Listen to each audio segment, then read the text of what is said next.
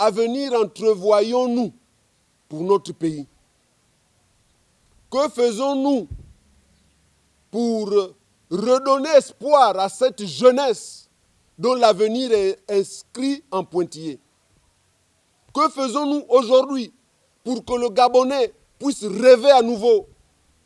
Que faisons-nous, qu'allons-nous faire ensemble afin que notre pays, qui est un pays béni parce que immensément riche, puisse être à la hauteur des attentes de ses enfants?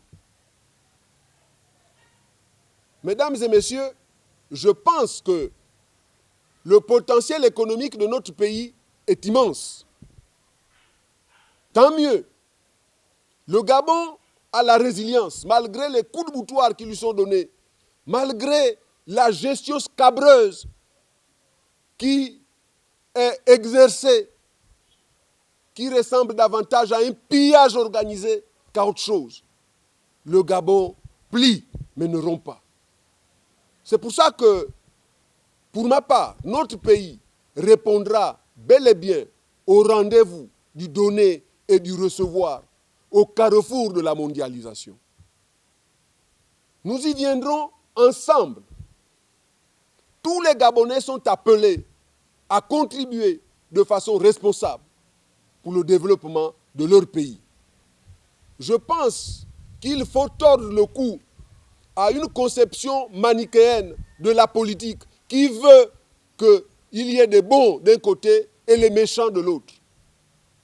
Il n'y a que les Gabonais. Dans tous les camps, que ce soit le camp de l'opposition, le camp de la majorité, il n'y a que les Gabonais qui doivent tous se mobiliser pour développer leur pays. L'objectif ici est de faire renaître la confiance en l'avenir de notre pays, la confiance des Gabonais entre eux. C'est à ce prix que nous arriverons à bâtir un nouveau Gabon que nous attendons tous. C'est ensemble que nous allons faire face aux multiples défis qui se posent à nous. Et au premier rang desquels je situe les défis économiques, dans ces multiples et ces diverses déclinaisons.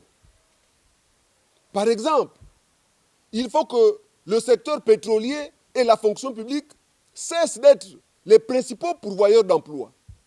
L'auto-entrepreneuriat doit être le leitmotiv qui doit nous permettre de préparer l'avenir de notre pays. Pour ma part, je me sens apte à aborder l'avenir avec confiance. Hier, aujourd'hui et demain, je me suis inscrit et je m'inscris encore dans un contexte d'ambition collective, au milieu d'autres Gabonais. Je me sens apte à mener ce combat pour le développement de notre pays, dans une perspective claire de conquête et d'exercice d'un pouvoir tout dévoué pour le bien du peuple gabonais. Je pense que la force et la fulgurance des idées n'a pas été émoussée par les murs de la prison. Comme Nelson Mandela, qui a dit que les injustices et la persécution qui me sont faites n'émoussent pas en moi la détermination d'aller de l'avant. Et j'ai aimé la conclusion de cette idée. Il a dit, je suis et je reste le maître de mon destin. Je suis et je reste le capitaine de mon âme.